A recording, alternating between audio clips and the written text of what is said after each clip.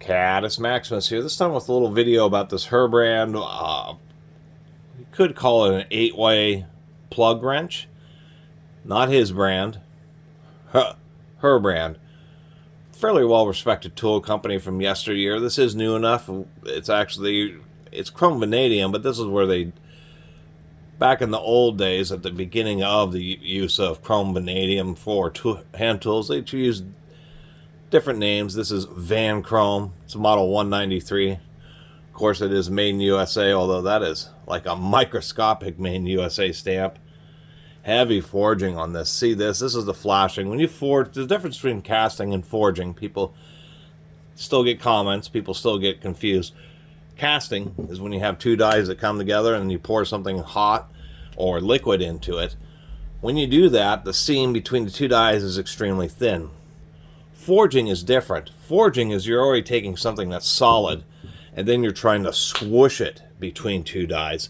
And those two dies never come together completely flat. They always have a gap in them. Look on YouTube about forging and you'll see what I'm talking about.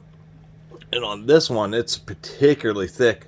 The width of this flashing means the dies were more than 1/4 inch apart. Anyway, being a one-piece forged chrome vanadium plug wrench, I actually have a fair amount of confidence in the strength of this. It is fractional. We have multiple sizes here. We go from 5/8 to 9/16, 1/2 inch, 7/16, 3/8, and then this is a 5/16. We have a longer stem 5/16 that kind of increases to a 3/8 at the base. We do have a kind of like a slot head. That's what this is. This is a really big slot. And we have a tapered section, which is about 1/4 inch or 5/16, tapering up to 3/8. I think that's just to help spin plugs out. Of course, the whole purpose to these wrenches is when plugs are still used quite often, and you'll have all sorts of situations.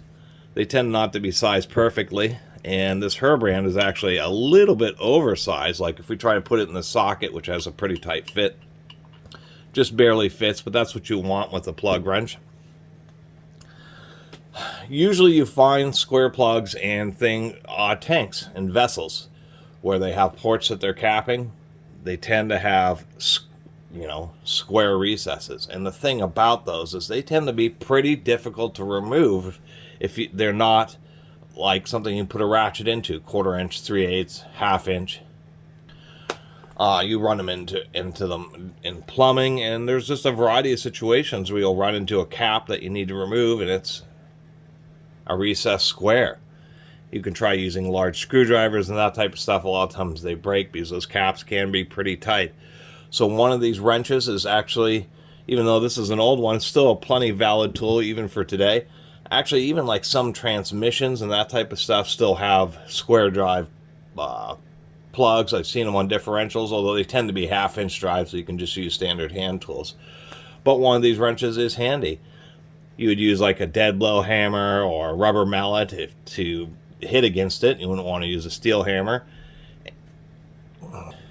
And you just use it to break it loose. There are plug socket sets. Harbor Freight used to sell them. I have a 8-piece set of Mac Tools plug sockets here that goes from 1/4 inch through 5/8. And that's a whole, these are actually 1/2 inch drive because surprisingly enough, those plugs can get pretty stuck. Actually, I think the Mac Tools have a little bit looser fit on the drive size, which is kind of interesting. The Mac actually fits all the way down. This is an old Sparta socket I think I'm going to do a video on. Sparta has a really tight fit. Anyway, this is a more modern version of what you might pick up is like this Mac set of plug sockets. And once again, the only reason I got these plug sockets was like once I ran into a 5/16 plug, which was just really hard to remove, so I ended up getting this set, and that's the only one of these I've ever used. It was a steel plug, and surprisingly enough, disappointing on this Mac was that it actually tore off some of the chrome using this socket. So it's kind of nice to actually have a wrench version to go along with the sockets. Primarily we'll use the sockets, but the wrench once again is handy just because It's just all common sizes, just on a single tool. And you don't have to fiddle around with getting a breaker bar, getting the sockets, and putting it all together. It's not a big hassle, but once again, just wanted to talk about this Herbrand wrench and introduce people to it. Now, if you ever go to a garage sale or something like that, a junk store, and you kind of see one of these really oddball kind of looking dog bone wrenches, now you know what it is. It's a square plug wrench, and it actually is probably worth picking up because, once again, if you run into a square plug that isn't 1/4 inch, 3/8, or 1/2 inch, you're going to have a very difficult time removing it. And it seems strange, but it's one of the oddest things that 4-point internal fasteners are hard to work with when you don't have the right size tool. You know, you can use a 5/16 and a 3/8 and just the corners.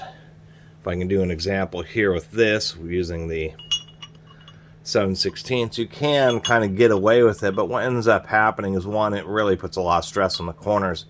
And on plugs, what can happen is, if you're not using the correct size, it's putting a bunch of pressure, concentrating it sharply right against the wall rather than flatter against the corner, and it can cause the plugs to break or crack, which is always disappointing. Anyway, really appreciate everybody who's been watching. See you next time.